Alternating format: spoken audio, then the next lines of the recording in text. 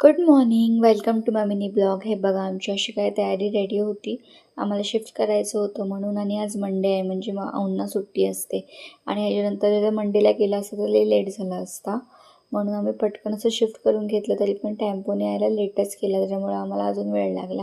जिथे त्याला 10 मिनटात यायचं होतं तिथे त्याला 1 तास लागला, म्हणून पुढच्या प्लॅनिंगही हल्ल्या आमच्या. हे मला सगळं सेट करून संध्याकाळी जाणार होते, पण लेस लेट झाला सगळं आवरायला. आम्ही सामानच शिफ्ट केलं 3 वाजता, म्हणून यांना मी बोलली की आजच्या दिवस सुट्टी घ्या. त्याही त्यांनी माझं ऐकलं आणि सुट्टी घेतली, कारण की पसारा एवढा होता की त्यांचंही जायचं मन झालं नाही. त्यांना असं वाटलं की मला हेल्प केली पाहिजे. मग जराशी शॉपिंग करायची होती म्हणून व्हीमार्टला गेलो, कारण की मी गावाला जायच्या आधी राशन घेतलं होतं. मग जरा शॉपिंग करून आलो आणि भाजी वगैरेही घ्यायची होती. मग भाजी घेतलं, पाणी घेतलं, बल्ब वगैरे घेतले नवीन घरासाठी. मग आलो.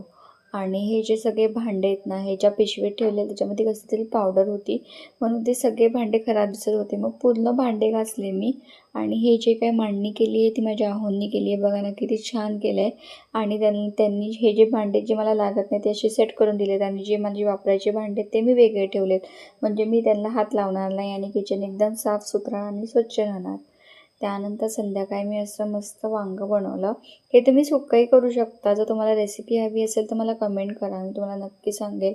खूप इझी रेसिपी यायची. मग तुम्हाला तर भाकरीसोबत चुरून खायचं आहे म्हणून जरा पातळच केलं होतं. आणि हे बघा भाकर फुगली. छान होतं आज. उद्या भेटूया.